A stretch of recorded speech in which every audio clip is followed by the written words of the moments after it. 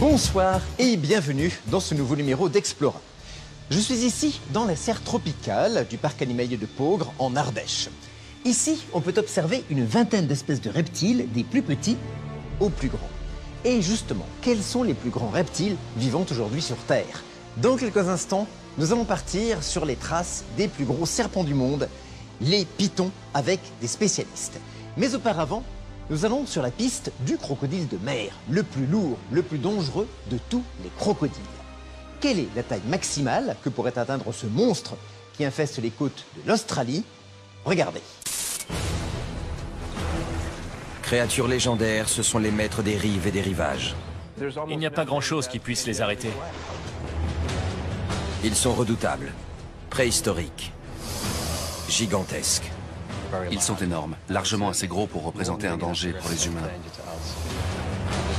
Et ils détiennent peut-être, enfouis au plus profond de leur ADN, les gènes qui leur permettraient d'atteindre des proportions encore plus monstrueuses. Les crocodiliens ont dans leur patrimoine génétique le potentiel pour devenir des géants. Aujourd'hui, toutes les conditions sont réunies.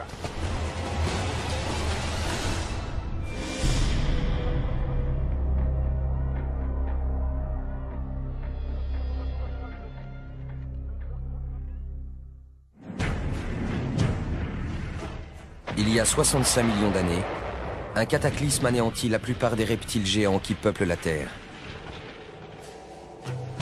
Aujourd'hui, il ne reste qu'un seul de ces mastodontes. Ils ont survécu à la grande vague d'extinction qui a vu disparaître les dinosaures, dont les seuls descendants sont les oiseaux. Leur histoire est vraiment incroyable. Ces rescapés de l'évolution sont vénérés comme des dieux par certains et considérés comme un véritable danger par d'autres. Ne sous-estimez jamais un crocodile dans l'eau. Si vous vous approchez trop, c'est fini pour vous.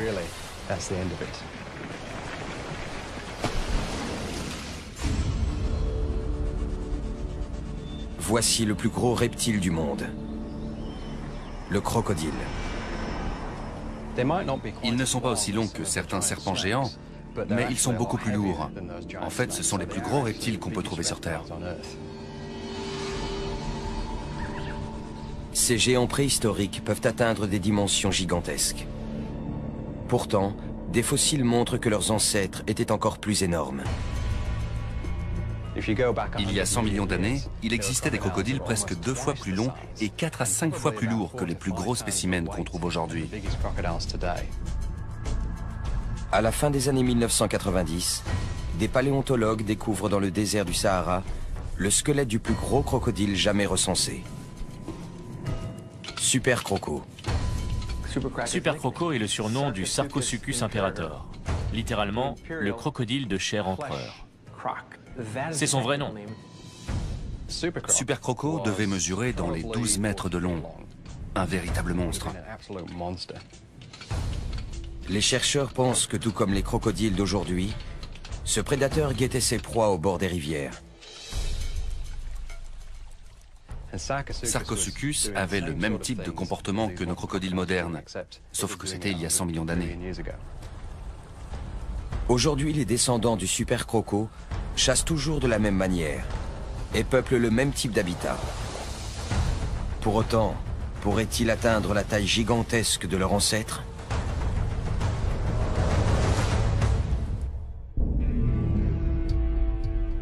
Darwin, territoire du Nord, Australie. Les crocodiles marins qui règnent sur les estuaires et les rivières amarrées de la région pourraient tout à fait devenir un jour les nouveaux super crocos. Aussi surnommés salties, ce sont les plus grands parmi les 23 espèces de crocodiliens existantes. Le plus gros spécimen jamais mesuré dépassait les 6 mètres de long. Mais la taille seule n'explique pas tout. Pour survivre aux dinosaures, les crocodiles ont dû développer un véritable arsenal.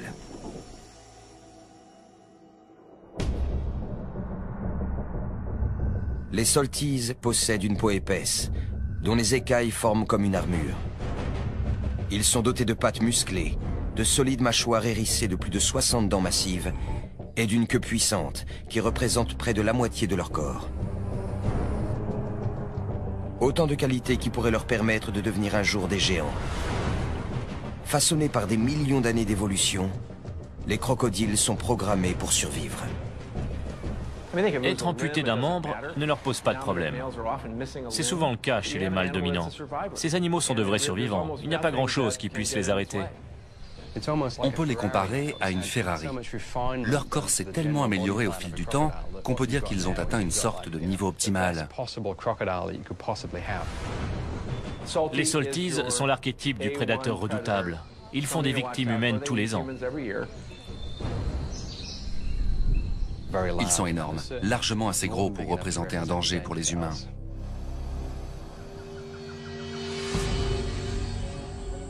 Les cas d'attaques mortelles font régulièrement la une des médias. En 2009, près de Darwin, une petite fille de 11 ans disparaît alors qu'elle se baigne avec sa sœur et 2 camarades dans un marais surnommé la Jungle Noire. La police organise une battue et des hélicoptères survolent l'endroit. Le lendemain, son corps est retrouvé. Des traces de morsure indiquent qu'elle a été attaquée par un crocodile d'environ 3,50 m. Robbie Risk, spécialisé dans la capture de ces animaux, fait alors partie de l'équipe de recherche. Cet événement a provoqué beaucoup d'émotions. On a mis un jour à retrouver le corps. Et c'est vraiment le genre d'image qu'on n'a pas envie de garder en tête.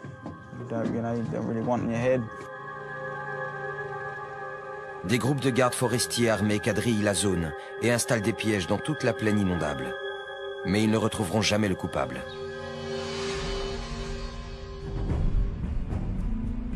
Si de telles attaques sont rares, les Salties font tout de même une demi-douzaine de victimes tous les ans. Les pouvoirs publics estiment que près de 150 000 crocodiles migrent depuis les rivières à marée de la région de Darwin vers les eaux de la ville elle-même. La particularité de cette ville, c'est qu'elle se situe en plein milieu d'un de leurs habitats naturels. Ces derniers gagnant peu à peu les zones urbaines et périurbaines, les cas d'attaques sur des humains pourraient bien se multiplier. La plupart de ces crocodiles marins se feraient tuer par leurs congénères s'ils ne quittaient pas les rivières à marée. Là-bas, il manque de nourriture et d'espace. C'est pour ça qu'ils remontent les côtes jusqu'à Darwin. On en trouve de plus en plus chaque année et il y a de plus en plus de risques de voir de nouveaux drames arriver.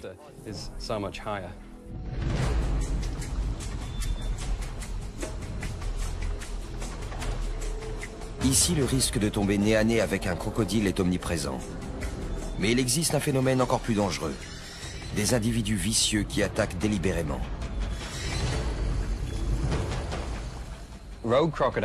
Ces crocodiles n'ont pas un comportement normal et ils représentent un vrai danger. Ce sont souvent des animaux qui ont déjà réussi à attaquer quelqu'un. Ils comprennent à quel point c'est facile et ils essaient de recommencer. Contrairement aux autres, qui ont tendance à fuir les humains, eux vont les traquer. Ces crocodiles sont vicieux. Ils sont comme ça. Ils sautent vraiment sur tout ce qui bouge.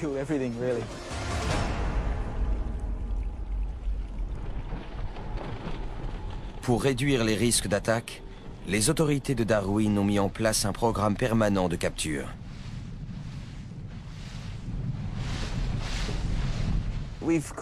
On a pris plus de 170 crocos cette année, contre 140 l'année dernière. Donc, oui, c'est pas mal. On va peut-être même battre notre record. Là, on vérifie les pièges et on remet des appâts. Robbie et ses collègues gèrent plus de 60 pièges mobiles. Ils remplacent les appâts et lorsqu'ils trouvent un crocodile, ils le sortent, le marquent et le mesurent. Le plus grand Saltie que Robbie ait jamais capturé mesurait plus de 4,50 m. Mais tous les crocodiles sont dangereux, quelle que soit leur taille. Un individu de 3-4 mètres peut vous briser le crâne. Quand on travaille avec des crocodiles, il ne faut surtout pas oublier ce dont ils sont capables. Si ça se passe mal, vous pouvez y laisser une main ou un bras, ou même la vie. Aujourd'hui, Robbie est accompagné d'Adam Britton, un spécialiste des crocodiles.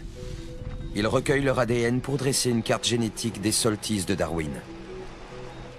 On prélève des échantillons sur les crocodiles qu'on capture dans le port.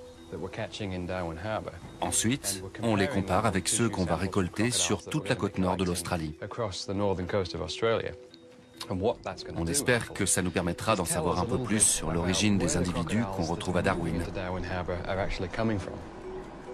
La carte d'Adam Britton permettra peut-être un jour de repérer où ces crocodiles géants se reproduisent. Mais pour l'instant, son but est de maintenir la paix entre les humains et les Salties, qui représentent un danger mortel. Ces recherches peuvent nous permettre de comprendre pourquoi ces animaux se déplacent. S'il y a un risque d'attaque, il faut essayer de le réduire. J'espère qu'on va trouver le moyen de sécuriser cette zone. Je pense que ça aiderait les gens à être plus tolérants avec les crocodiles qui vivent en bas de chez eux.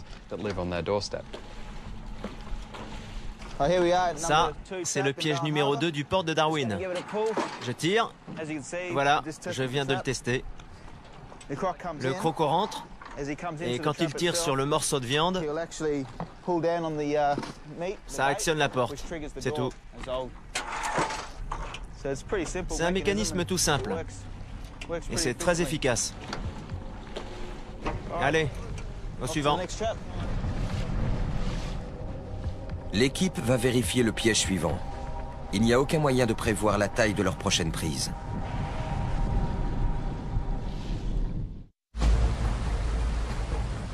La croissance des crocodiles peut se poursuivre tout au long de leur vie.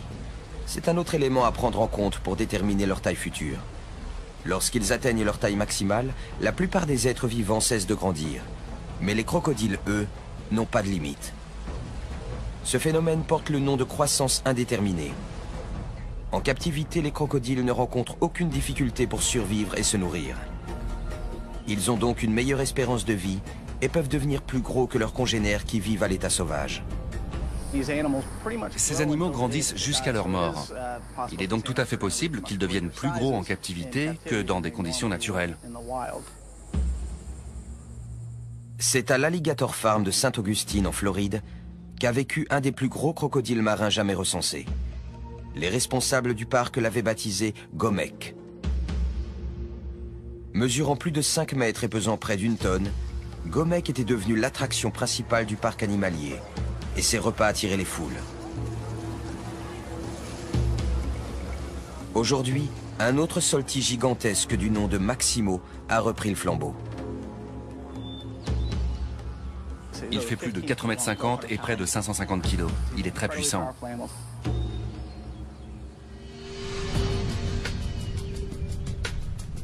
Travailler avec des carnivores aussi gros est très risqué.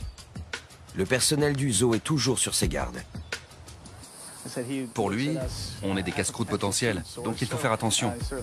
Il est d'une rapidité étonnante pour un animal de cette taille. On voit sa puissance quand il saute pour attraper un rat. Ça donne vraiment pas envie de s'approcher. La taille de Maximo est sans doute ce qui attire le public. Mais comme pour tous les crocodiliens, sa caractéristique la plus remarquable est son intelligence. Les crocos sont sans aucun doute les plus intelligents de tous les reptiles. Ce sont eux qui ont le cortex cérébral le plus développé. Ils sont beaucoup plus malins qu'on a tendance à le penser. Les crocodiles ont un cerveau de reptile, c'est-à-dire de la taille d'une noix. Pourtant, ils sont extrêmement futés. Ils peuvent faire des choses assez spectaculaires. À l'état sauvage, les crocos sont à l'affût du moindre détail. Ils savent analyser leur environnement et adapter leur comportement. Quand vous arrivez quelque part, vous pouvez être repéré par des crocodiles que vous ne voyez pas et que vous ne verrez jamais. Ils ne vous ont pas vu, mais ils n'ont pas aimé l'odeur de vos vêtements, votre façon de bouger, votre bateau. Ils ne l'avaient pas vu sur la rivière, mais ils ont senti qu'il se passait quelque chose. Vous ne les verrez plus jamais.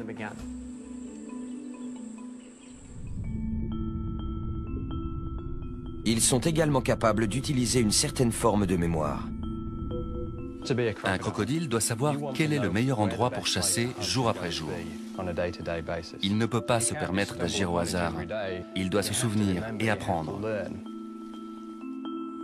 En captivité, certains crocodiliens, comme Bomber, semblent capables de mener des raisonnements. Quand on lui touche le museau, il ouvre la gueule. Et si on jette de la nourriture, il la referme aussitôt. D'une certaine manière, il comprend que c'est ce qu'on attend de lui. La première fois, il va faire le tour parfaitement. La fois d'après, il va reculer de 5 cm. La fois suivante de 10 cm, et ainsi de suite. On dirait qu'il essaie de nous attirer vers l'eau jusqu'à ce qu'on tombe dedans. Et je ne peux pas imaginer ce qu'il ferait ensuite. Cet animal pense. C'est un comportement acquis.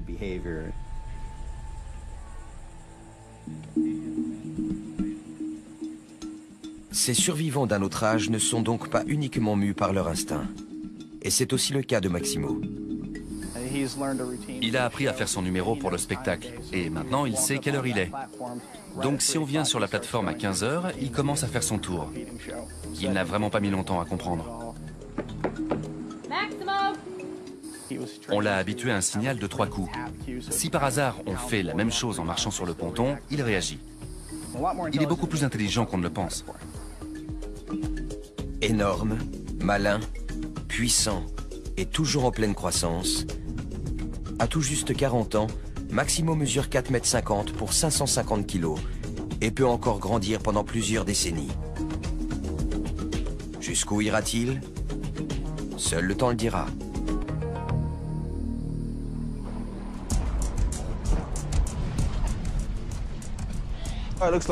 Tiens, on en a un. Il doit faire dans les 2,50 m. Retour à Darwin. L'équipe vient de trouver un salty dans un des pièges du port. Robbie estime sa taille à environ 2,50 m. On va d'abord lui passer une corde autour de la mâchoire supérieure. Ensuite, on va lui bloquer la gueule avec un serre-câble. Et là, on pourra le sortir de la cage. Ils doivent remonter l'animal sur le bateau. Mais d'abord, il faut neutraliser ses mâchoires.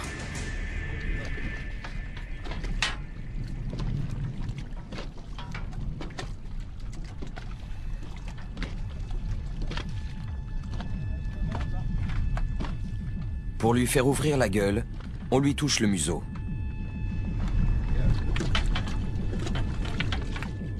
Puis on lui passe une cordelette autour de la mâchoire supérieure.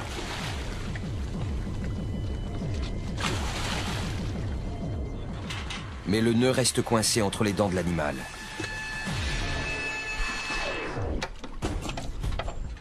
Il faut le reculer un peu plus. Il faut pas qu'il glisse. Non.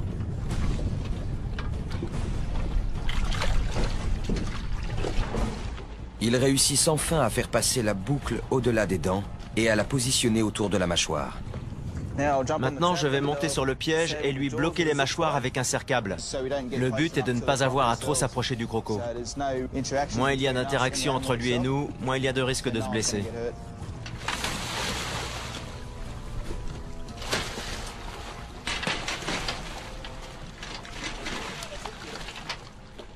Maintenant, on va tout simplement lui scotcher la gueule.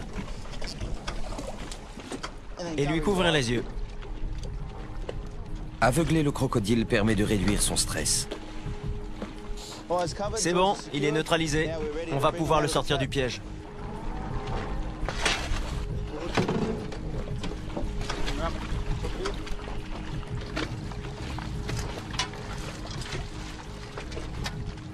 J'attache aussi ses pattes arrière, là où il a le plus de force.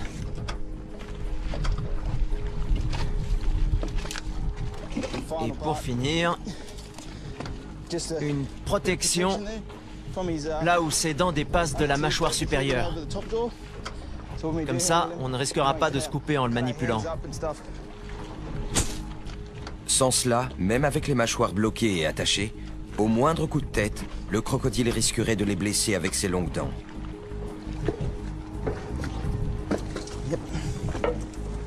Voilà un salty sauvage de moins dans le port. Robbie et son équipe l'embarquent. Superbe. Une fois le croco bien attaché, les hommes réinstallent le piège, y mettent un nouvel appât et continuent leur inspection.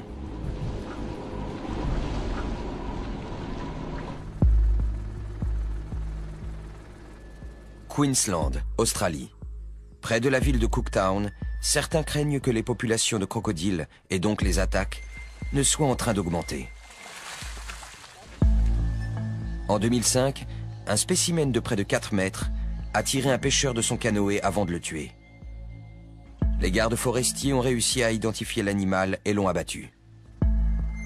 Plus récemment, en 2008, un homme de 62 ans était parti relever ses casiers à crabes sur les rives de l'Endeavour River. Ne le voyant pas revenir, sa femme a appelé les secours. Une fois sur place, ceux-ci ont trouvé des traces indiquant que quelqu'un avait été traîné sur la berge. Les recherches menées dans toute la zone ont ensuite permis de retrouver une des sandales et la montre du mari.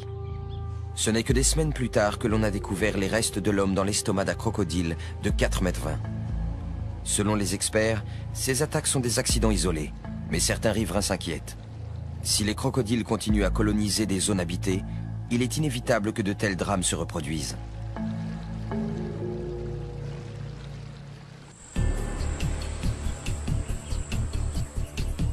En Floride, à l'Alligator Farm de Saint-Augustine, le biologiste Gregory Erickson étudie l'arme principale du prédateur, sa mâchoire.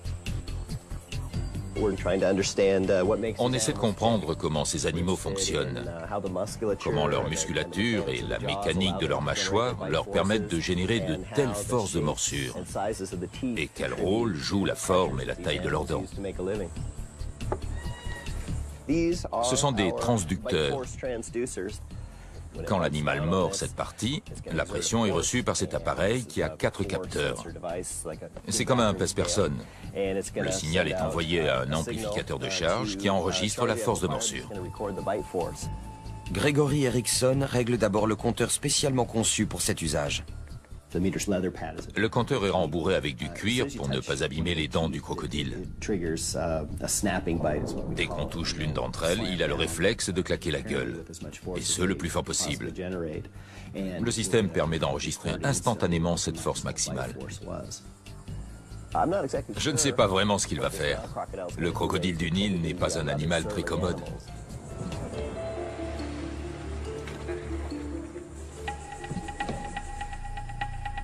Gregory Erickson entre dans l'enclos avec Kevin Torregrossa, le responsable des reptiles, et un autre employé du parc.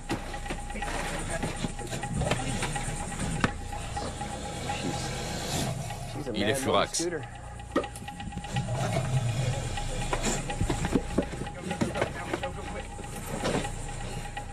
Le crocodile se défend. Il se défile et s'en mêle dans la corde. C'est bon ?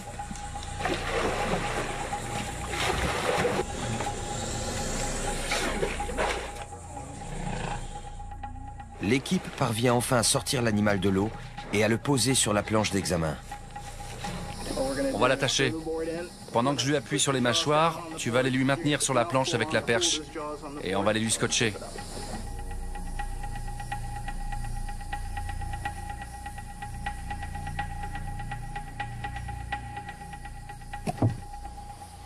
Je déteste ça. Un morceau de bois bloque les mâchoires de l'animal pour l'empêcher de les refermer. Vas-y, ici. Serre bien fort.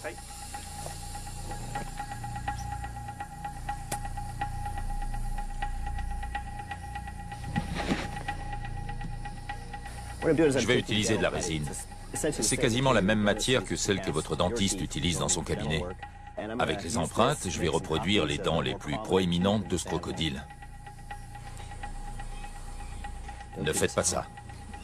Pas avec votre croco. Ni même votre chien. Avant de relever la force de morsure, Gregory Erickson prend des empreintes dentaires. En faisant des modelages, on peut ensuite faire des moules, puis des répliques. À partir de là, on peut calculer la pression qui s'exerce au bout des dents. Mais on ne sait vraiment pas comment elle fonctionne. C'est ce qu'on essaie de découvrir.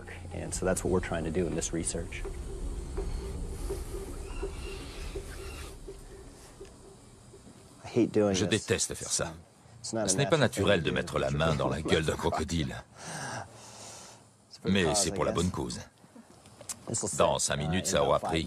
Donc on va très vite pouvoir libérer cet animal et le remettre à l'eau.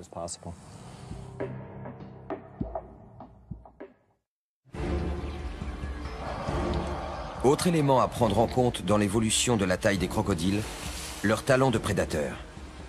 Les crocodiles chassent à l'affût.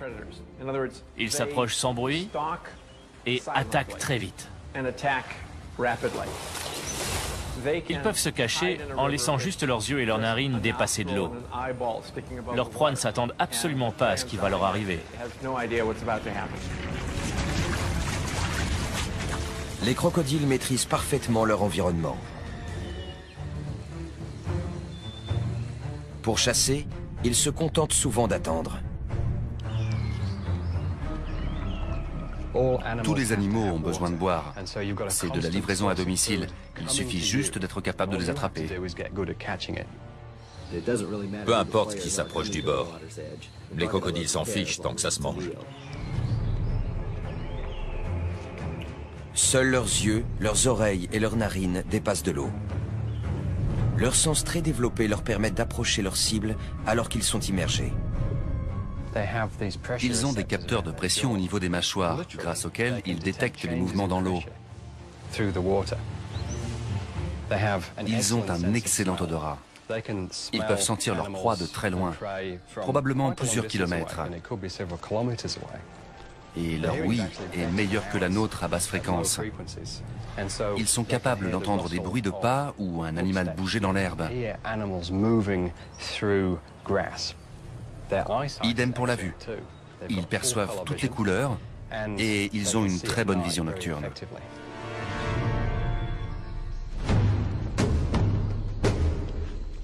Une fois qu'ils ont repéré leur victime, les crocodiles s'approchent sans être vus, en se propulsant grâce à leur queue puissante. Leur force motrice leur permet de nager très vite, mais aussi et surtout de nager très lentement, en troublant très peu la surface de l'eau.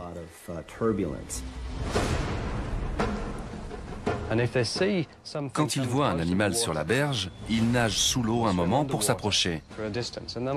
Puis ils remontent à la surface pour jeter un coup d'œil et évaluer la situation.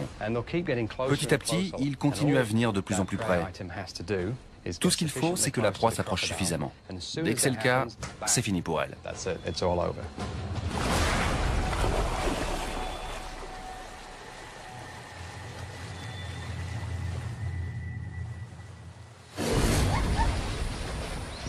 Les crocodiles attaquent par surprise. Ils saisissent leur victime avec une force herculéenne et la tirent dans l'eau pour la noyer.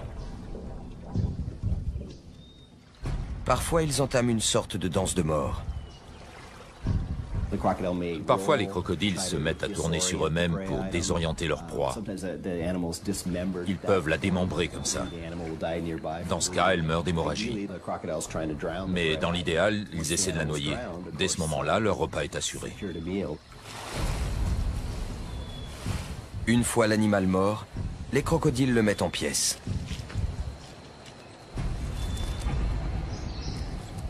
Ils donnent des coups de tête pour le déchiqueter. Ces animaux sont de véritables montagnes de muscles, avec juste ce qu'il faut de souplesse, notamment au niveau du cou. Leur armure s'interrompt à cet endroit-là, ce qui leur permet d'écarteler littéralement leur proie.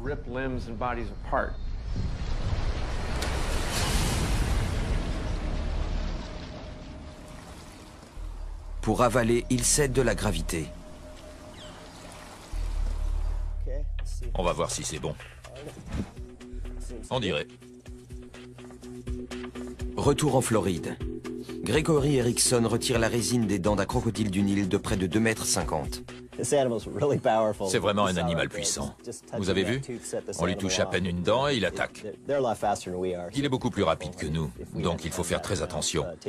S'il n'avait pas eu la gueule bloquée, je serais en route pour l'hôpital. Il ne faut jamais toucher cette zone chez un crocodile.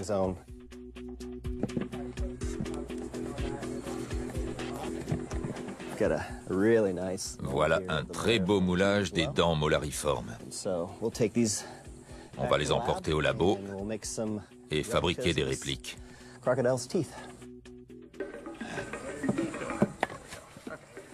Maintenant qu'il a retiré les moulages, Gregory Erickson va mesurer la force de morsure de l'animal. Vas-y. Raté. Raté. En fait, le croco a vu la barre. Il réessaie pour obtenir un impact plus direct. Bien. 170. Il commence un peu à fatiguer. On n'aura sûrement pas mieux. Une force de plus de 170 kilos. Avec toute son énergie, ce crocodile serait capable de faire encore plus. Et la puissance de sa morsure ne fera que croître avec lui. Je l'ai.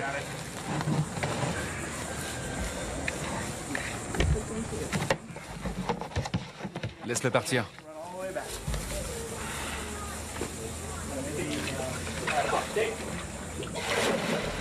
Bien joué. Et voilà. À peine libéré, le crocodile file se cacher. Gregory Erickson va emporter les moulages, les relevés des morsures et les mesures au labo pour les analyser. Avec des animaux plus gros, comme les crocodiles marins, on s'approche des 1800 kilos. C'est presque le double de la hyène tachetée, qui a la morsure la plus puissante de tous les mammifères. C'est aussi le double de celle du tigre du Bengale ou du lion. Une telle force dépasse celle de n'importe quel animal au monde. Pour le biologiste, celle-ci est nécessaire à la survie du crocodile. La plupart des crocodiles n'ont pas des dents très acérées. Elles sont prévues pour écraser plutôt que pour transpercer. Mais ces animaux sont capables d'exercer de telles pressions qu'ils peuvent traverser la peau et endommager les os. Ils savent très bien s'en sortir et depuis très longtemps.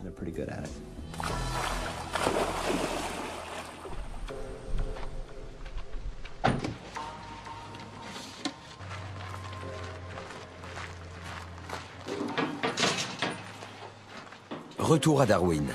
Après avoir trouvé un deuxième crocodile dans un des pièges du port, Robbie et son coéquipier transfèrent leur prise dans leur camion. On les mesure. Puis, on les identifie avec un numéro. On leur laisse toujours la tête vers le haut, pour les empêcher de régurgiter. Sinon, ensuite, ils pourraient se noyer, puisque leurs mâchoires ont été bloquées. On a une fiche, on en transmet un exemplaire à la ferme, et on garde l'autre. Dessus, on note le sexe de l'animal, et comment on l'a capturé. Sa taille aussi. C'est la ferme à qui on les donne qui va décider de leur avenir. Il y a une femelle assez grosse, ils vont s'en servir pour leur élevage. L'autre est un mâle, ils vont sûrement utiliser sa peau ou sa viande.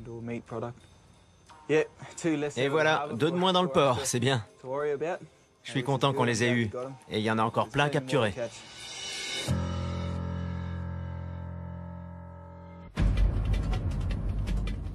Un autre élément à prendre en compte pour déterminer l'évolution possible des crocodiles est leur capacité d'adaptation exceptionnelle. Ils peuvent se nourrir d'un grand nombre d'espèces, du petit poisson aux gros mammifères, comme le kangourou.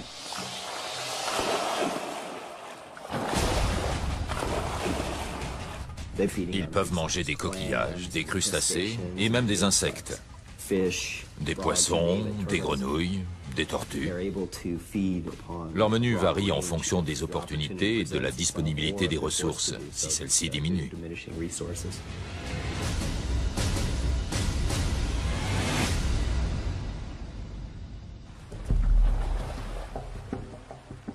Les crocodiles peuvent aussi s'adapter à leur environnement, surtout s'ils repèrent une source de nourriture abondante. Quand un crocodile voit une occasion de chasser, il va revenir le lendemain. Si le cas se répète, il va encore revenir le surlendemain. Il va très vite retenir que c'est l'endroit où aller pour avoir une bonne chance de manger. Mais il y a mieux. Ces animaux sont capables de se repérer dans le temps. Par exemple, ils vont intégrer que telle espèce de poisson fait sa migration en septembre, ou telle espèce de mammifère en avril, et que c'est donc le meilleur moment pour les chasser. 15 jours avant, vous pouvez être certain de les voir eux-mêmes commencer à migrer vers la zone concernée. En l'absence de nourriture, les crocodiles peuvent passer des mois sans manger. Et quand ils rompent enfin leur jeûne, ils utilisent leur énergie de la manière la plus efficace possible en la consacrant à leur croissance. Cette formidable capacité d'adaptation leur a permis de survivre quand d'autres espèces se sont éteintes. Aujourd'hui, ce sont les derniers vrais gros reptiles existants sur Terre.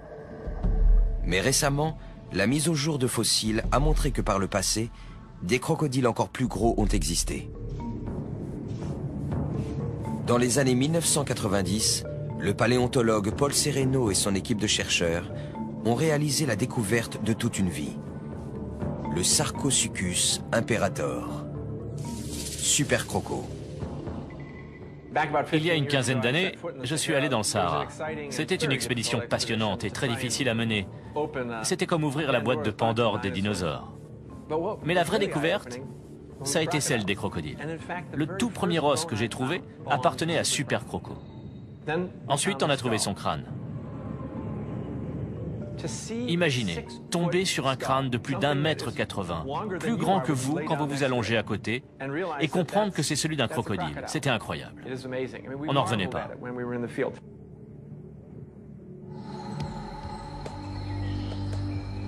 Il y a environ 110 millions d'années, Super Croco chassait sur les berges d'une rivière aujourd'hui remplacée par une terre aride. Super Croco était le prédateur ultime pour la chasse à l'affût. Il avait des mâchoires d'une puissance incroyable et des dents comme des poignards, comme des crochets. Il n'était pas conçu pour manger du poisson, mais des dinosaures. Cette créature était capable de traîner un dinosaure dans l'eau, de le noyer et de le mettre en pièces. Et sa queue était comme le tronc d'un séquoia, tellement grosse qu'on n'aurait pas pu en faire le tour avec les bras. Vraiment monstrueuse. Il devait avoir une force de morsure proche de 10 tonnes. Je crois qu'on ne peut pas imaginer la pression que ça représente.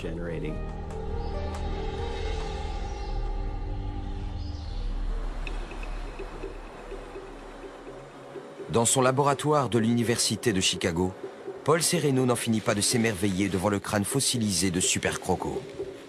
C'est le crâne de crocodile géant le plus complet qu'on ait jamais trouvé.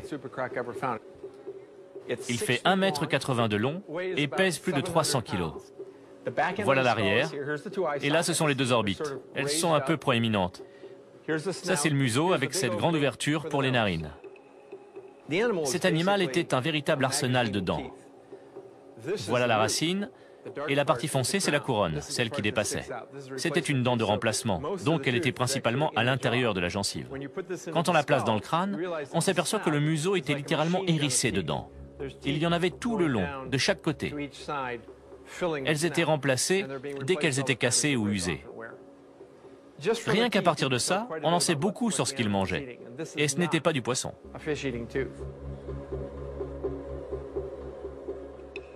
Voici le crâne d'un très gros crocodile d'aujourd'hui.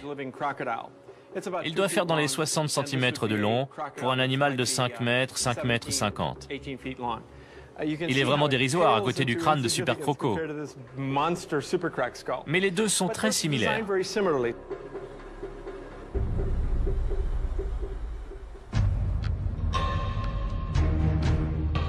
Quelle taille faisait donc Super Croco? Il devait faire environ 2 fois la taille des plus gros crocodiles marins et sûrement 10 fois leur poids. On pense qu'à l'âge adulte, Super Croco devait mesurer dans les 12 mètres de long, soit la taille d'un bus. Quant à son poids, je dirais dans les 8 tonnes. Le plus gros crocodile à avoir jamais vécu sur Terre.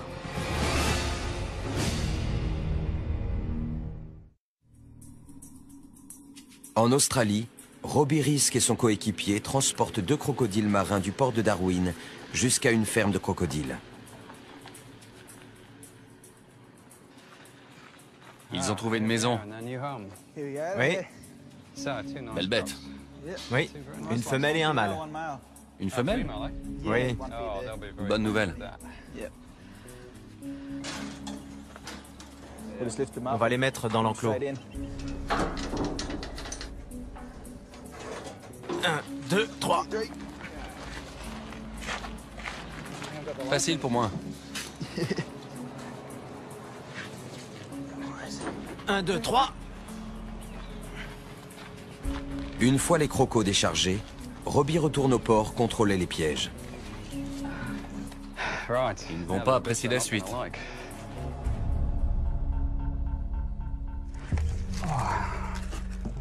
On y va. Je vais prélever un échantillon sur ce crocodile. Adam Britton espère trouver le matériel génétique nécessaire pour compléter sa carte de la population des crocodiles de Darwin. Même là, dans le cartilage, il y a du tissu génétique. Je vais utiliser une de ces aiguilles à biopsie pour prélever un petit morceau que je mettrai dans un flacon. Ensuite, on analysera le tissu pour voir si on peut déterminer d'où vient ce crocodile. C'est la première fois que je fais ça.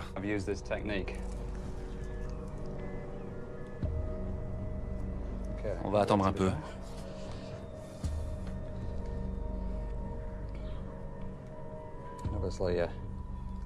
Bien sûr, ça doit piquer un peu. Mais les crocodiles, ils ont la peau dure. Ça doit leur faire comme une piqûre de vaccin. Voilà l'échantillon.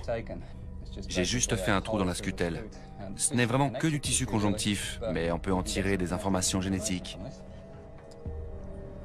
Je le range.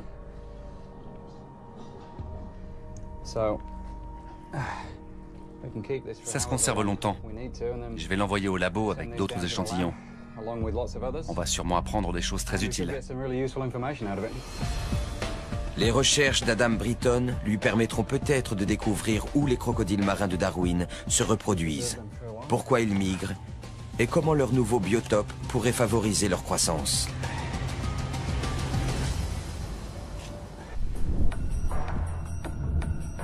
Avec leur physique à toute épreuve, leur art de la prédation, leur croissance indéterminée et leur incroyable adaptabilité, les crocodiles marins pourraient-ils être les super crocos de demain?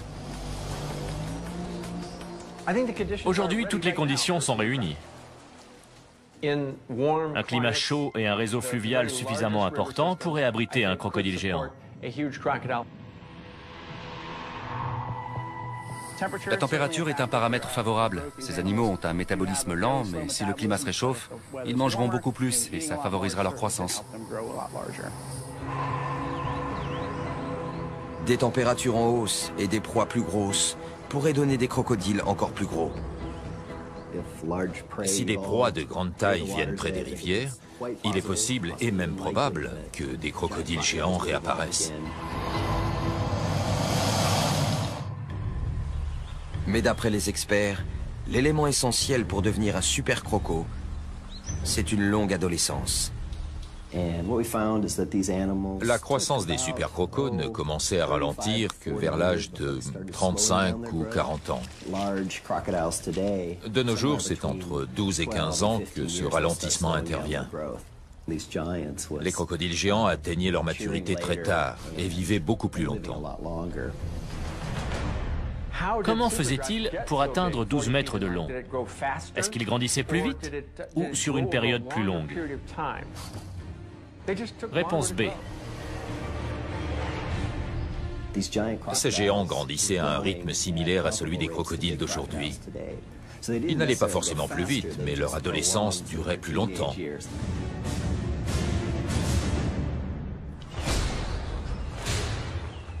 Dans des conditions adéquates, et si leur adolescence se prolongeait, nos crocodiles modernes pourraient devenir des géants. La taille est ce qu'il y a de plus facile à faire évoluer. Un ou deux gènes qui changent, une ou deux glandes qui sécrètent une hormone à tel ou tel moment, et le corps se met à grandir. C'est déjà arrivé 7 ou 8 fois dans l'évolution des crocodiliens. À une époque donnée, ils pouvaient atteindre 10 mètres, voire plus. Ils ont dans leur patrimoine génétique le potentiel pour devenir des géants. La vie n'est pas constante, elle change. Rien n'interdit de penser que d'ici quelque temps, un crocodilien aussi formidable que Sarcosuchus puisse revivre.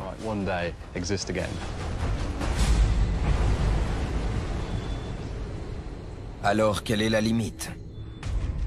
Si le crocodile marin atteint un jour la taille du super croco, Ce monstre mesurera plus de 12 mètres et pèsera 7 tonnes.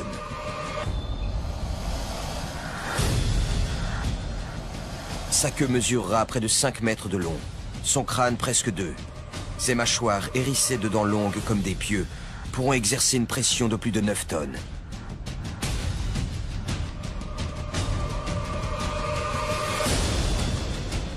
Un exemple colossal de gigantisme animal.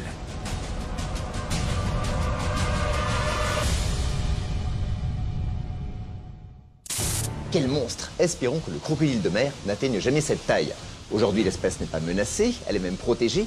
Il en existe 200 000 à 300 000 individus en Asie du Sud-Est, qui constituent bien sûr, malheureusement, une menace permanente pour les pêcheurs et les baigneurs. La soirée continue avec un autre animal très impressionnant, le python. Marie-Annick, bonjour. Bonjour. Quel est ce serpent? C'est un python moulure albinos. C'est un garçon ou une fille? Il a quel âge? C'est un garçon et il a 10 ans. Est-ce qu'il va encore grandir? Oui, les serpents s'agrandissent toute leur vie. En général, les pythons, c'est des gros serpents et c'est des serpents qui peuvent aller de 8 à 10 mètres. 8 à 10 mètres? Ah oui. Pour un poids à peu près jusqu'à 120 kilos. Hein. 120 kilos. Oui. Alors ces pythons moulures, leur habitat naturel, c'est l'Asie du Sud-Est.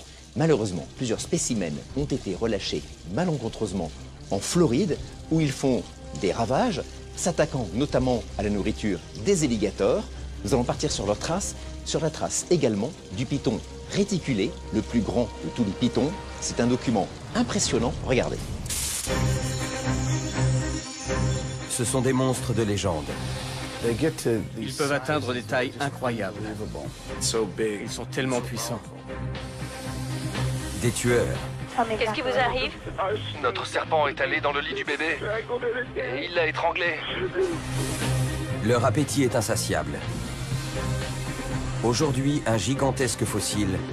Ce serpent devait être aussi long qu'un bus. Et un habitat idéalement adapté. Ça y est. C'est bon, je le tiens. Pourrait bien...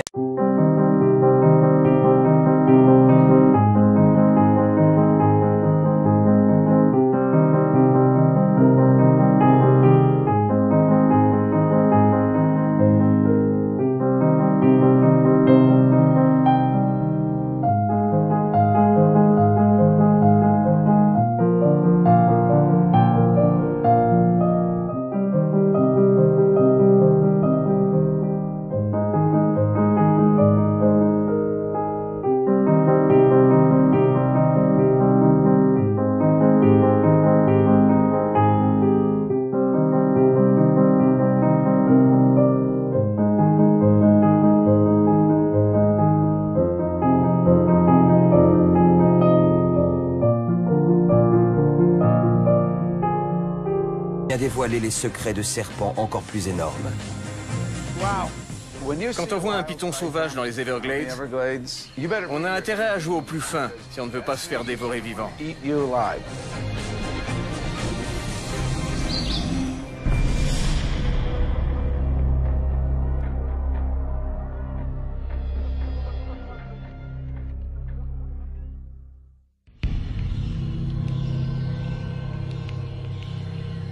Les anciens mythes évoquent des serpents géants, parfois capables d'engloutir un homme tout entier. Aujourd'hui, un reptile titanesque donne vie aux légendes. Ce redoutable prédateur est doté de puissants muscles constricteurs, d'une langue fourchue servant à traquer ses proies, et de dents incurvées conçues pour se planter solidement dans la chair. C'est l'un des plus grands reptiles carnivores de la planète, le python.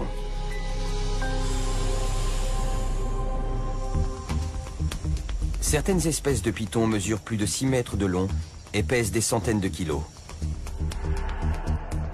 Le record mondial est détenu par un python réticulé d'une longueur de près de 10 mètres. Toutefois, des récits mentionnent l'existence de bêtes encore plus imposantes. En Indonésie, en 2003, un serpent fait la une des journaux.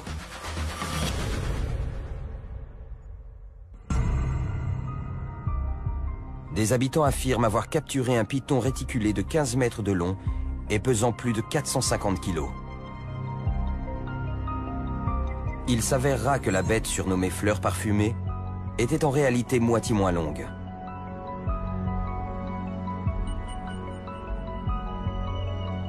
Beaucoup cependant s'interrogent.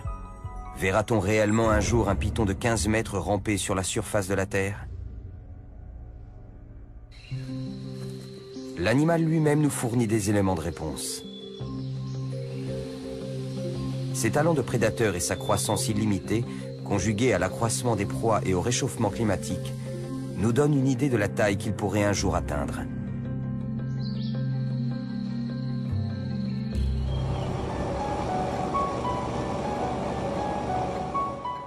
Nous sommes en Floride, dans les Everglades.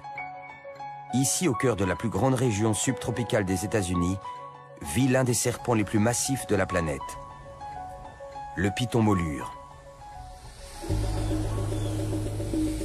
Ce serpent originaire d'Asie est une espèce invasive dont la population se multiplie dans cette zone. Dans cette région, le nombre de pythons molures est estimé à 150 000 individus. Ces serpents se développent en chassant les espèces indigènes. C'est un environnement formidable. C'est quasiment le cadre de vie idéal pour qu'un gros serpent se développe. Il y a plein de proies et la chasse est très fructueuse du fait de l'absence de prédateurs. Ici, il arrive que les pythons atteignent une taille supérieure à celle qu'on observe communément chez ce type de python.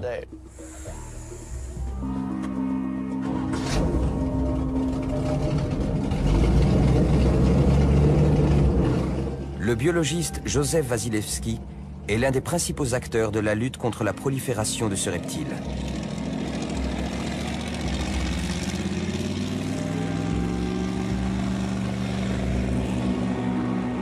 Il traque et capture en toute légalité les pythons, puis les relâche après avoir collecté des données essentielles sur leur localisation et leur taille.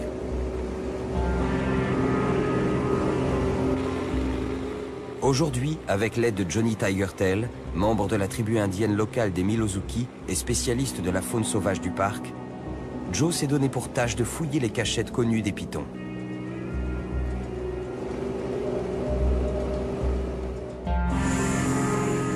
Les plus grandes prises de Joe dépassaient les 3,50 m.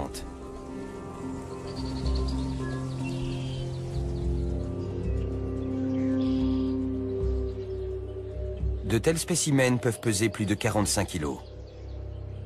Leur manipulation comporte un risque mortel.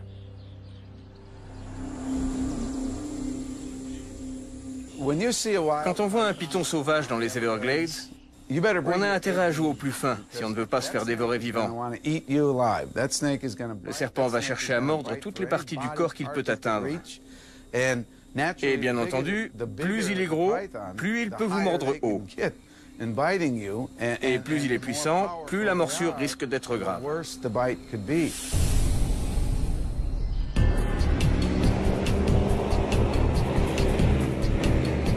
Joseph et Johnny fouillent les îlots boisés désignés ici sous le nom de hammock. Ces derniers constituaient autrefois des abris sûrs pour les espèces indigènes. Aujourd'hui, ils sont devenus les territoires de chasse des pythons.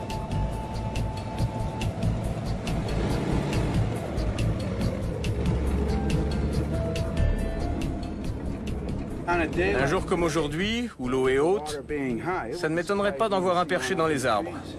Ouais. D'ailleurs, c'est là qu'on les a repérés, tout au bout de ces grosses branches. Ils mangent aussi beaucoup d'oiseaux, et je parie que c'est là que les oiseaux nichent. Absolument. Le risque, c'est qu'ils pénètrent dans une colonie et qu'ils les massacrent. Il n'y aurait pas un îlot surélevé là-bas? Si. Ici, il y a deux traces qui ont l'air intéressantes. Pour débusquer les pythons, Joe n'hésite pas à entrer dans l'eau, au risque de se faire attaquer par un alligator ou un serpent. Il y a une bête qui est passée là. Plus il s'éloigne, plus il lui sera difficile de sortir rapidement de l'eau. Là. Ça peut être un serpent.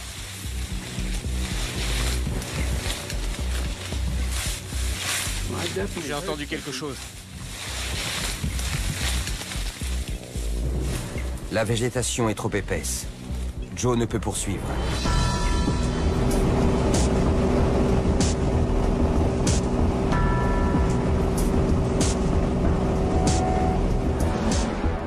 Alors que midi approche, les chances de trouver un python diminuent.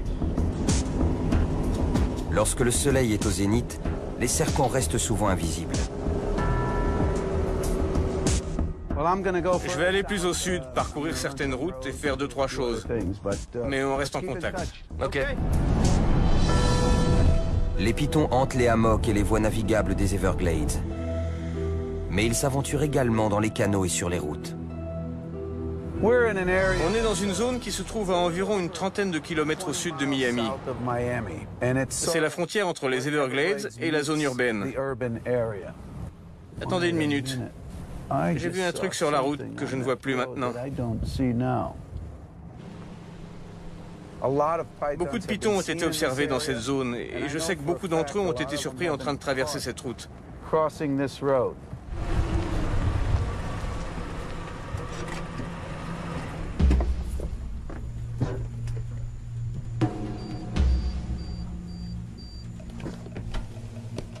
Joseph se gare et inspecte le bas-côté. C'est quoi là-bas? Non. Parfois c'est vraiment trompeur. Et parfois on a l'impression de voir des pythons partout. Non.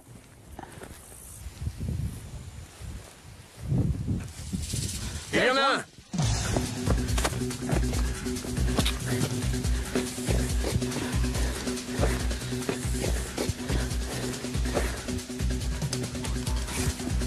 Ok. Ils sont plus rapides que ce qu'on croit.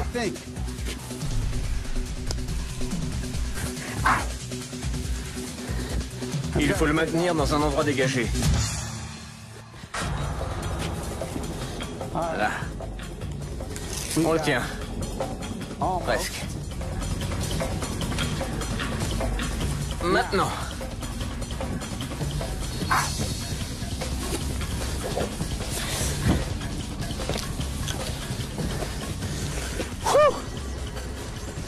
Allez.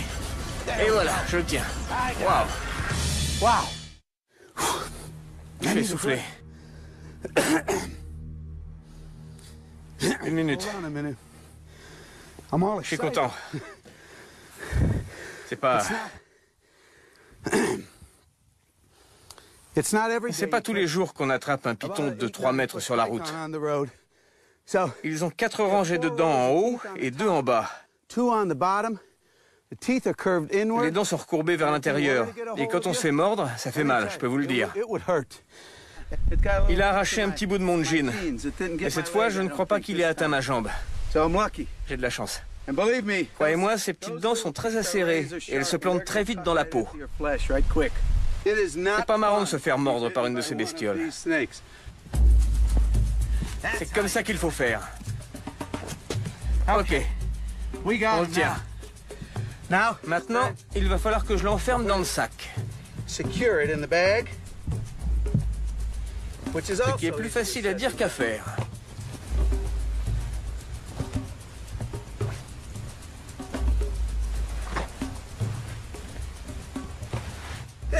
C'est la meilleure façon, la façon la plus humaine de transporter des reptiles. Ils peuvent respirer sans problème. Il fait noir, donc c'est moins stressant pour les serpents d'être dans ces sacs. Et voilà, le python est enfermé.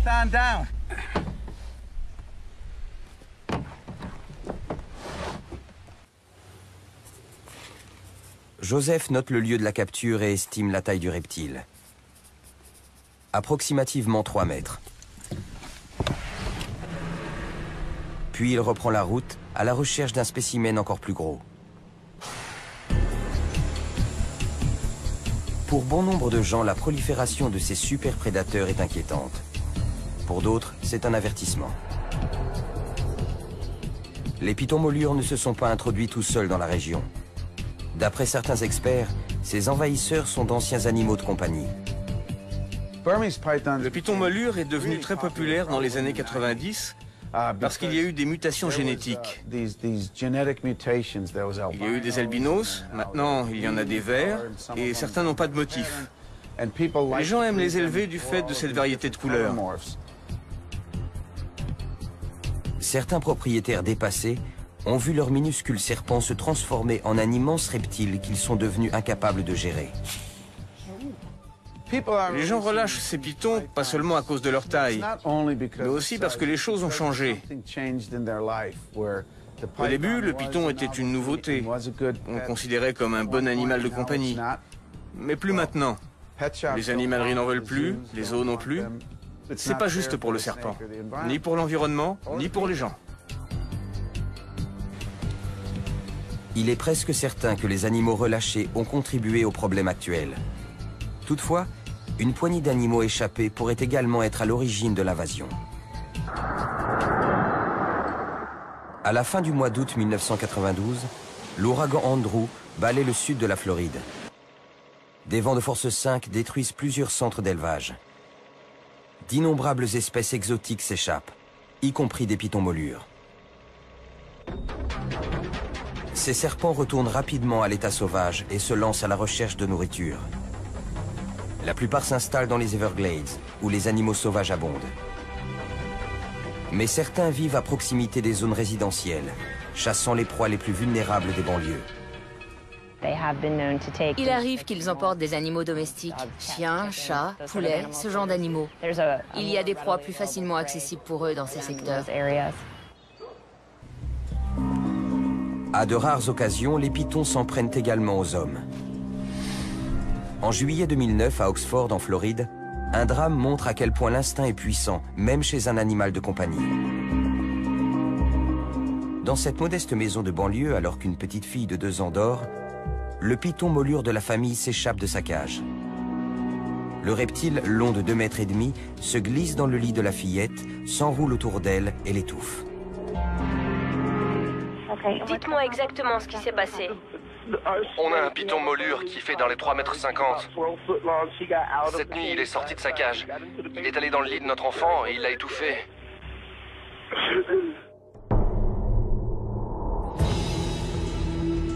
Le drame déclenche de vives réactions. Les hommes politiques et les citoyens concernés lancent un appel d'urgence. Les autorités multiplient les efforts pour régler le problème du python domestique et éradiquer les populations sauvages.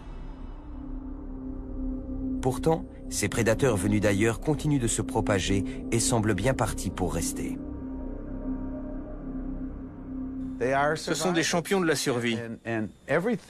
Tout ce qu'ils doivent savoir pour survivre est programmé dans leur cerveau à l'instant même où l'œuf éclot. La survie est programmée dès le tout premier jour. Une femelle peut pondre une centaine d'œufs en une seule saison de ponte. En à peine 1 an, les petits multiplient leur taille par plus de 4.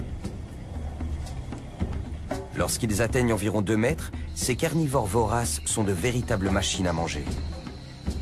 Ils chassent presque tous les animaux vivants, des oiseaux blessés aux reptiles, en passant par des mammifères aussi gros que des cerfs.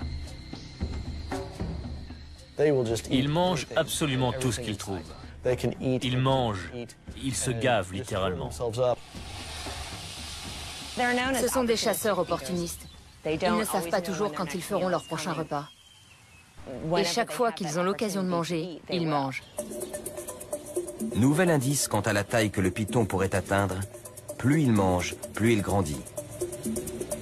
Ses compétences de chasseur lui permettent de se nourrir et de grossir toujours plus. Le python pratique la chasse à l'affût. Sa technique la plus productive consiste à se cacher et à attendre. Une fois la proie à proximité, son camouflage lui permet d'effectuer une frappe éclair. Sa stratégie repose sur la furtivité, la surprise et un système de détection, notamment une peau et des muscles qui fonctionnent comme des sismographes. Ils sentent les vibrations. Quand une proie potentielle approche, elle déclenche instantanément ce mécanisme. Et quand l'animal s'approche suffisamment près du serpent, il frappe avec une vitesse et une force incroyables. Vous pouvez filmer toute la journée, mais il faut revoir la séquence au ralenti si vous voulez réellement voir le serpent saisir sa proie.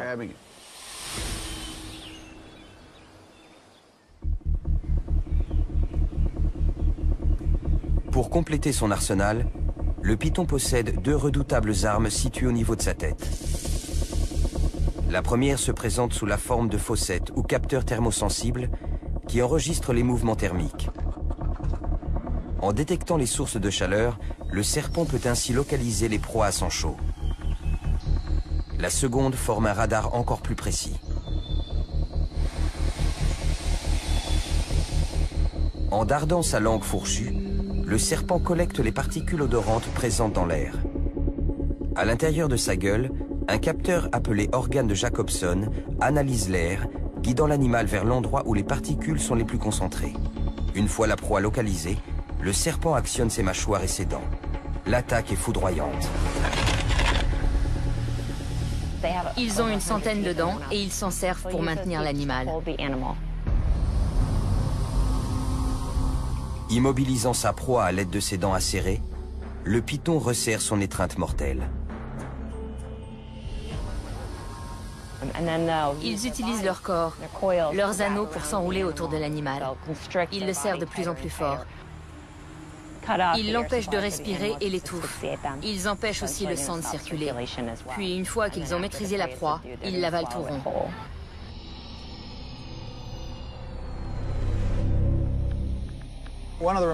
Une des adaptations les plus remarquables chez le python, c'est sa mâchoire articulée qui lui permet d'avaler de grosses proies.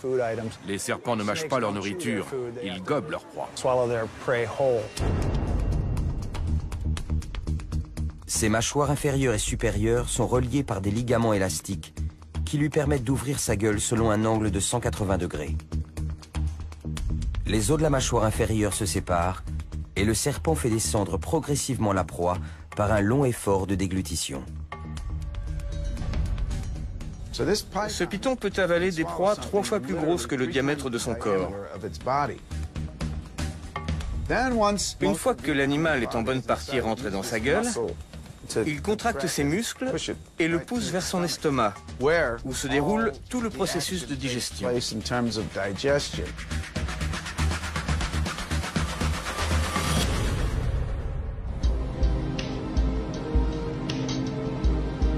Le python se nourrit sans laisser aucune trace.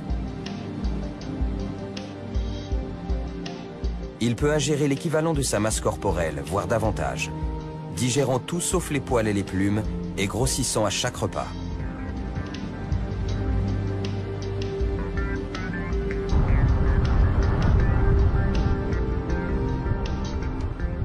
Sur les routes désertes bordant le parc national des Everglades, Joseph est reparti sur les traces du python molure. Il sait que les chances de capture augmentent au coucher du soleil. En général, les serpents se déplacent au crépuscule. Pendant les mois d'été, ils bougent plus souvent. Le crépuscule, c'est leur moment préféré, le moment de la journée où ils sont actifs. Et s'ils se déplacent d'est en ouest, ils vont traverser cette route. La route conserve la chaleur, et les serpents apprécient cette chaleur. Ils l'absorbent. Tout en poursuivant sa route, Joseph garde les yeux grands ouverts. Il ignore quelle sera la taille de la bête qui surgira dans la lumière de ses phares. Oh yeah, je le sens bien là.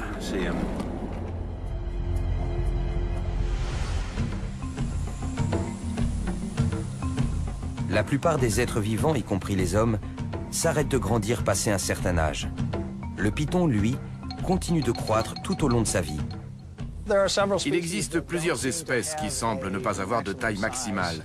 Et si un spécimen a la chance de vivre longtemps, il continue de grandir jusqu'à sa mort.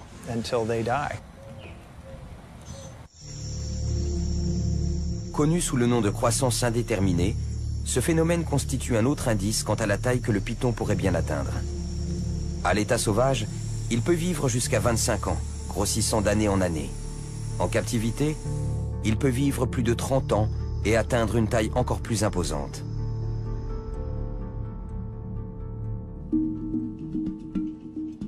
Le programme d'études des pitons captifs mené par le zoo de Columbus, dans l'Ohio, est un véritable observatoire des serpents géants. L'un des pitons les plus longs du monde est sur le point d'être examiné avant sa séance d'exercice.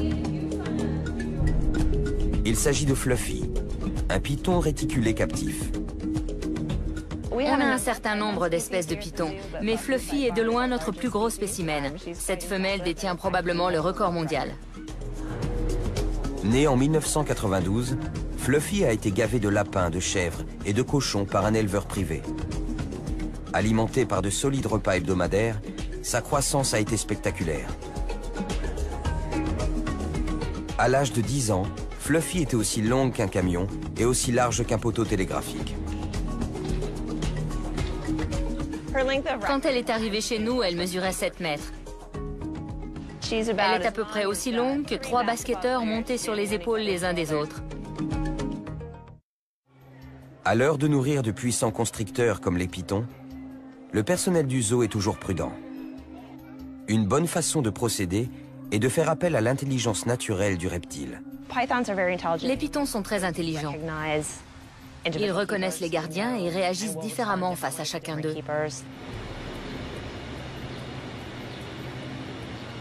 On utilise un certain nombre de signaux quand on travaille avec Fluffy. Quand on doit nettoyer son enclos ou changer l'eau du bassin, on essaie de le faire en priorité le matin. Elle a l'habitude que ces activités se fassent à une certaine heure de la journée. Et c'est généralement l'après-midi qu'on essaie de la nourrir.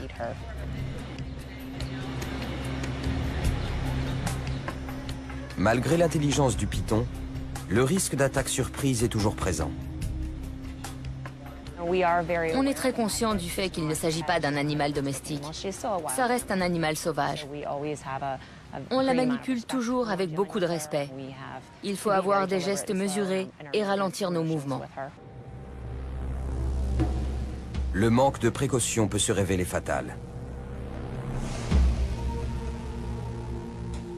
En 1997, au zoo Serpent Safari de Gurney, dans l'Illinois, le propriétaire Lou Dadano pénètre dans la cage d'un python de 7 mètres pour remplacer une ampoule.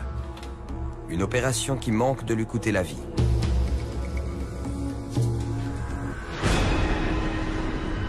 Un grand prédateur frappe, s'agrippant à sa jambe et s'enroulant autour de son torse.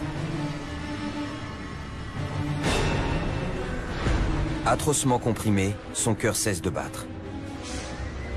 Mais juste à temps, son collègue et une équipe médicale d'urgence parviennent à le libérer et à le réanimer.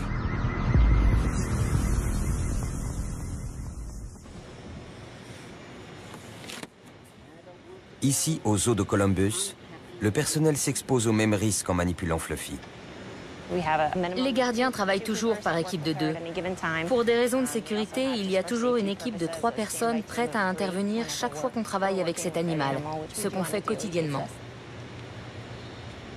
Et quand on fait une séance d'exercice avec elle, il y a toujours au minimum 8 personnes qui nous prêtent main forte.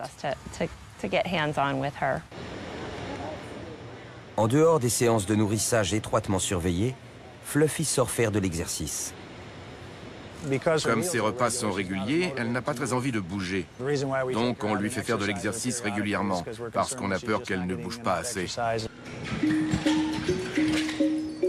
La taille de Fluffy rend les déplacements difficiles. Sa force fait d'elle un animal dangereux. Sous sa peau écailleuse, ses muscles puissants courent sur toute la longueur de son corps.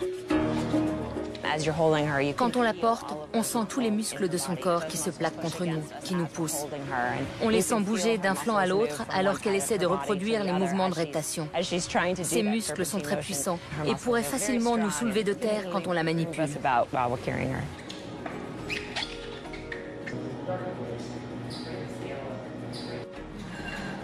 L'équipe commence par peser et mesurer le reptile.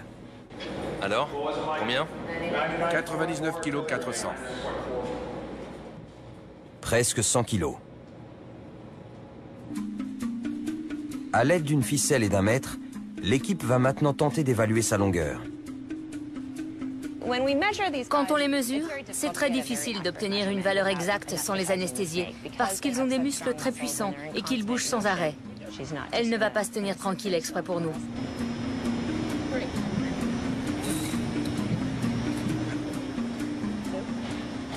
Elle mesure 6,12 m. Avant de libérer Fluffy, Michael Barry effectue son bilan de santé annuel. La plupart du temps, il s'agit juste d'une visite médicale rapide, et c'est ce qu'on souhaite. On vérifie qu'il n'y a pas de signes de maladie, que les yeux sont normaux. On palpe l'animal pour voir s'il n'y a pas de bosse anormale, pour évaluer la qualité de la peau, etc.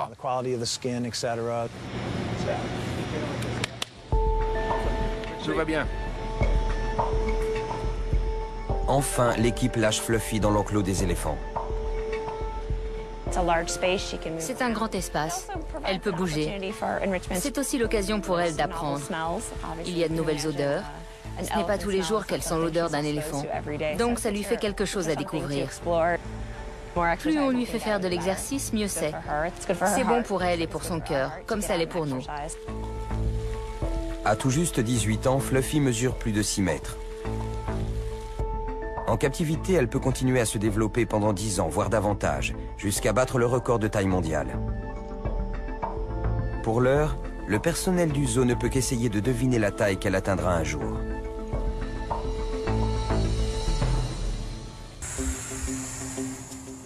Si l'accroissement des proies, l'amélioration de ses techniques de chasse et son mode de croissance favorisent le développement du python, un habitat hospitalier constitue également un facteur clé, et tout particulièrement la température.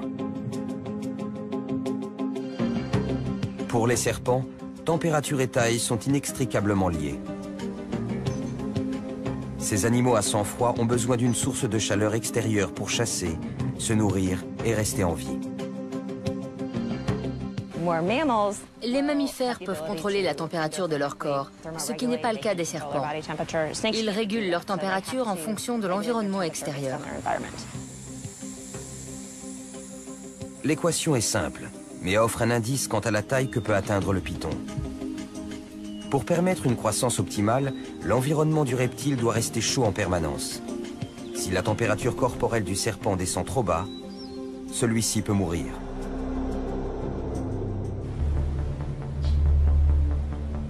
Le python molure prospère dans un environnement aquatique. Si les pythons de petite taille sont de gros grimpeurs et préfèrent souvent s'abriter dans les arbres, les gros pythons, eux, affectionnent l'eau qui leur permet d'accéder rapidement à la proie suivante. Imaginez un animal de 100 kg, sans bras et sans jambes. Pour se déplacer, ce n'est pas une mince affaire. Donc beaucoup de gros pythons apprécient l'eau, ça les rend plus légers. Ils peuvent aller du point A au point B plus vite et en faisant moins d'efforts. Le python peut rester sous l'eau pendant une demi-heure et parcourir plus de 9 km à la nage. Disposant d'un vaste espace, il n'a aucun prédateur naturel.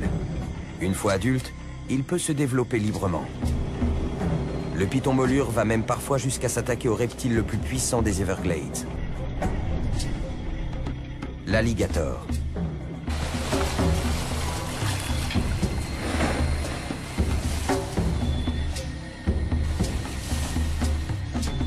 Comme le révèle cette séquence, l'alligator est probablement le seul animal capable de repousser les assauts d'un python.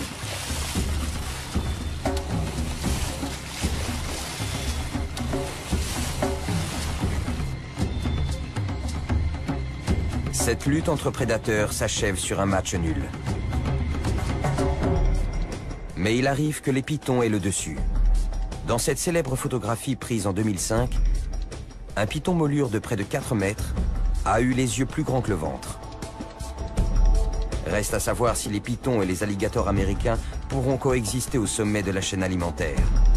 Mais pour l'heure, les marécages, les marais et les canaux des Everglades représentent un véritable paradis pour les animaux à sang froid comme les pythons. Ceci est un nouvel indice quant à la taille potentielle de ces serpents.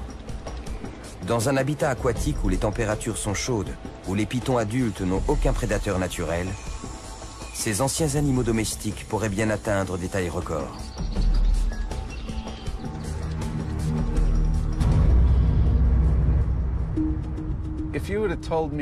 Si vous m'aviez dit il y a seulement 10 ans, je vous emmène chercher des pythons sur la route, je vous aurais pris pour un fou. Et voilà où j'en suis aujourd'hui.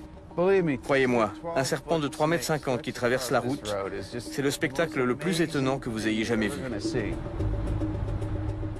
Une nuit, sur le sentier de Tamiami, j'ai attrapé 100 serpents, en une seule nuit. Ah, je vois des choses bouger.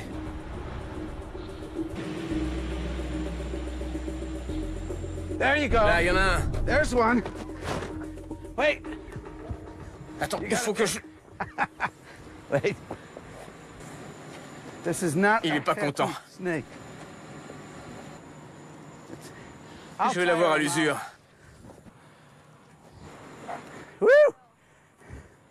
Attends une minute. Ok. Là, je vais l'avoir. Ça y est, je l'ai. I got him. Okay. That's about 7. Il fait dans les 2,20 m, 2,40 m. Wait. Okay. Woo. Let me Attendez, get my je sors mon sac. Wow. Donc oui, c'est bien un python moulure sauvage. Vous voyez, les dents sont recourbées vers l'intérieur. Il ne faut pas se faire mordre. Bon alors. On avait bien calculé, le timing est parfait. J'étais au bon endroit, au bon moment. Le serpent était au rendez-vous. Maintenant, il faut que je fasse le relevé des coordonnées GPS pour nos archives.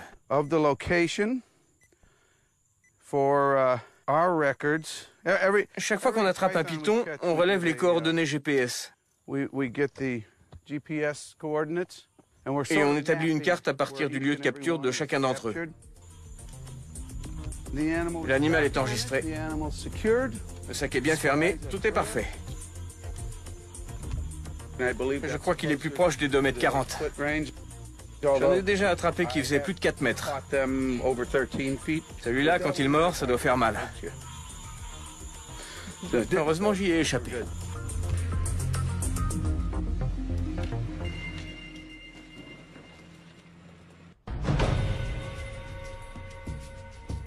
Il y a de cela plus d'un siècle, l'explorateur Percy Fawcett, parti en Amazonie, a décrit sa rencontre avec une espèce inconnue de serpent. Il affirmait que la tête mesurait près de 19 mètres de long. Des récits modernes évoquent des serpents de taille colossale.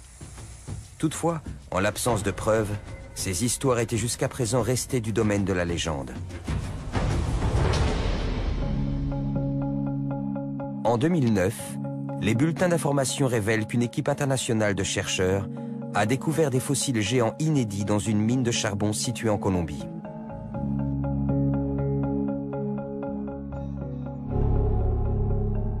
Ces vestiges préhistoriques sont ceux du serpent le plus gigantesque qui ait jamais existé à la surface de la Terre. Ses découvreurs le baptisent Titanoboa.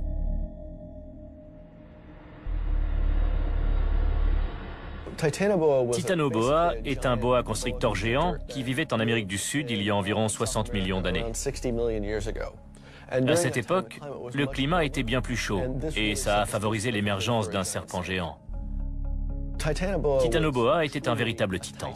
Il faisait dans les 12-13 mètres de long, soit environ la longueur d'un bus.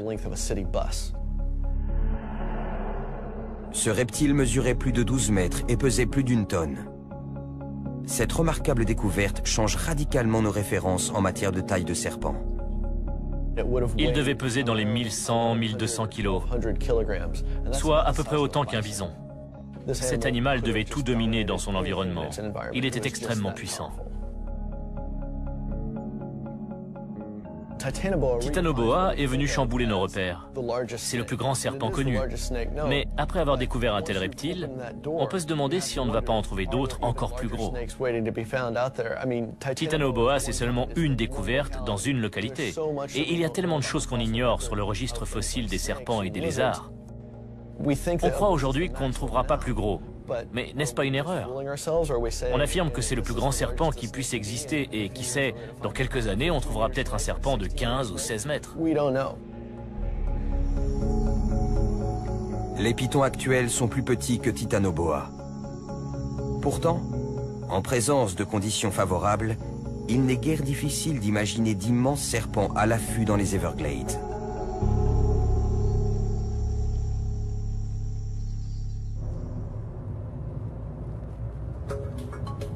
Je me trouve à Gainesville, en Floride, où se trouve l'Université de Floride et le Muséum de l'État de Floride.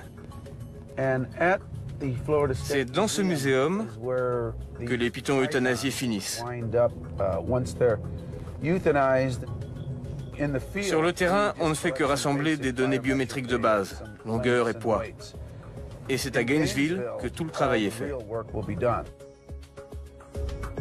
Quelques jours après sa chasse aux pitons, le biologiste Joseph Wasilewski a rendez-vous avec l'herpétologue Kenneth Crisco.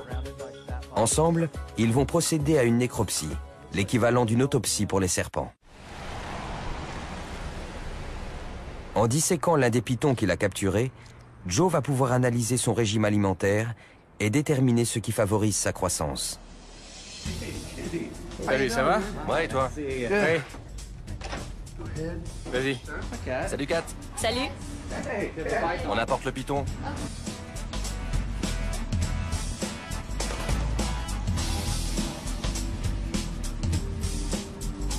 C'est un piton molure. Beau serpent. Il est pas mal du tout. Aidés de l'assistance de Kenneth, les deux hommes déplient le reptile. Mesurons d'abord la longueur museau-cloaque. Une telle mesure permet d'évaluer sa catégorie de taille et d'estimer son âge. On a donc 220 cm entre le museau et le cloaque. Tu retiens? Donc 220 cm. Et combien fait la queue? Environ 33 cm pour la queue. Donc 220 plus 33, ça fait plus de 2,50 m en tout. Joli serpent. Ce spécimen de 2,50 m est un jeune adulte, tout juste assez âgé et assez gros pour se reproduire. On va commencer par pratiquer une incision là. Voilà. On descend le long des écailles ventrales. Puis on va ouvrir le corps pour examiner le contenu stomacal. Chez le python molure, pour qu'un nouveau-né se transforme en adulte et atteigne une taille respectable, il faut qu'il ingurgite des centaines, voire des milliers de proies. Il y a beaucoup de tissu adipeux. Pour un jeune adulte, il est plutôt en bonne santé. Là, c'est le foie. En dessous, la matière spongieuse, là, c'est le poumon. Et bien sûr, tout ça est entouré d'un grand nombre de cellules adipeuses. Maintenant, on va donc essayer de séparer ces cellules adipeuses des organes en procédant très soigneusement. Ça va nous permettre d'accéder directement à l'estomac et à l'intestin. Les voilà. Ah ouais. Attention, ne te coupe pas. Jolie ton incision. Tu peux essayer de presser pour faire sortir ce qu'il y a dedans? Oh, regardez. C'est quoi ce truc? Un os? Une plume ou... On dirait une plume. Qu'est-ce que t'en dis? Regarde ça. Sachant que le python vient du parc national des Everglades, c'est probablement un échassier. Et bien sûr, tous les échassiers sont des espèces protégées. Ça a un impact? Absolument. Quand on pense au nombre d'animaux qu'un serpent aussi gros doit consommer rien que pour atteindre cette taille, ce n'est pas une bonne nouvelle. À l'intérieur de l'estomac du python, l'équipe découvre une plume appartenant à une espèce protégée. Celle-ci est conservée pour analyse. Chez ce spécimen, la plupart des proies ont déjà été digérées, mais Kenneth Crisco trouve souvent de nombreux animaux plus grands.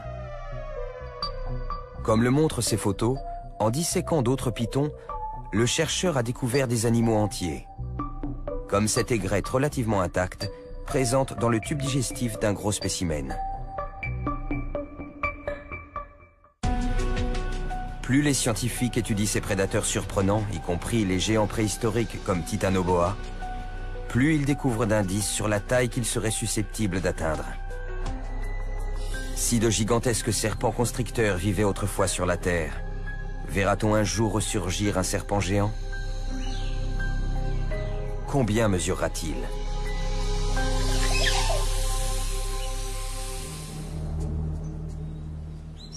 Si les serpents géants d'aujourd'hui deviennent encore plus grands, encore plus gigantesques, ce sera dû à l'environnement et à l'époque.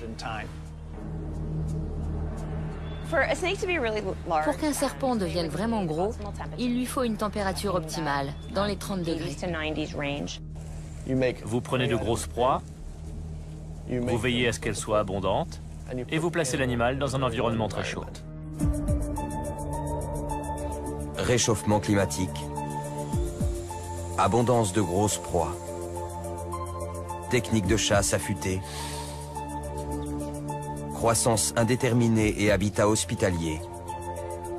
Autant de facteurs qui favorisent la croissance du python et pourraient bien un jour faire naître un véritable monstre de légende. On risque de voir des pythons géants apparaître un jour dans les Everglades. Certains se demandent si un immense serpent ne s'y trouverait pas déjà. Vous savez, le monde est plus petit qu'il ne l'était il y a un siècle. La plupart des terres ont été explorées, mais pas toutes. Je suis allé à certains endroits où l'homme civilisé nous vend les pieds. Un serpent géant s'y trouve peut-être. Quelle taille ce serpent atteindra-t-il?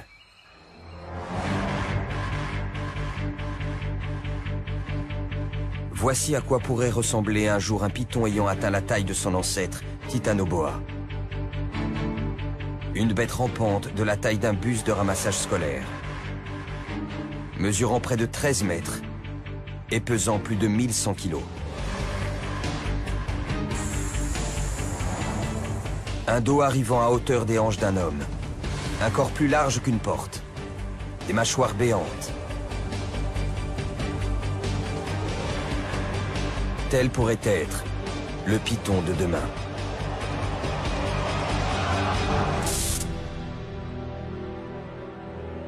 Quelle taille fait celui-ci? Eh ben, je l'estime à peu près à 4,5 mètres, mais si vous voulez, on peut le mesurer. Avec plaisir. Avec cette ficelle?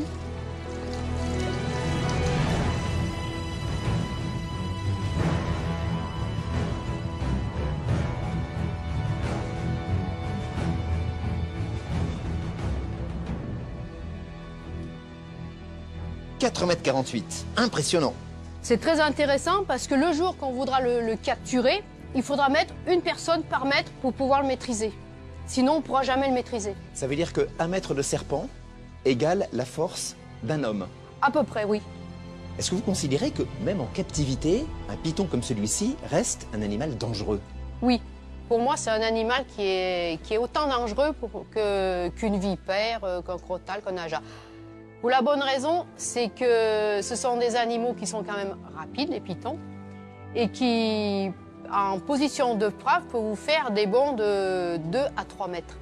Ils vont se détendre et faire un bond soudain de 2 à 3 voilà. mètres. Ah oui, donc il faut prendre des précautions. Mais vous avez déjà été attaqué par un python? Oui. Et alors? Alors moi, j'ai eu le réflexe de l'attraper derrière le cou. Et au moment que je l'ai attrapé derrière le cou et que je l'ai relevé la moitié du corps de l'eau, il s'est enroulé avec le reste du corps, donc la queue, les jambes. Et j'ai resté comme ça, j'ai pas bougé. Et j'ai attendu. Et puis au bout d'un moment, ils ouvrent un peu pour prendre la respiration et pour en prendre un peu plus. D'accord. Et à ce moment-là, j'ai essayé de me dégager la main. Et quand j'ai dégagé la main, donc l'autre, elle tenait toujours la tête, je suis dégagée. Et avec l'autre main, je me suis déroulé doucement une jambe, après une autre jambe, et après, je l'ai un peu jeté, peut-être violemment là, pour pouvoir ressortir. Waouh! Merci beaucoup, Marie-Annick. Moi, j'ai eu suffisamment d'émotions pour aujourd'hui. Explora, c'est terminé. On se retrouve bientôt pour d'autres découvertes.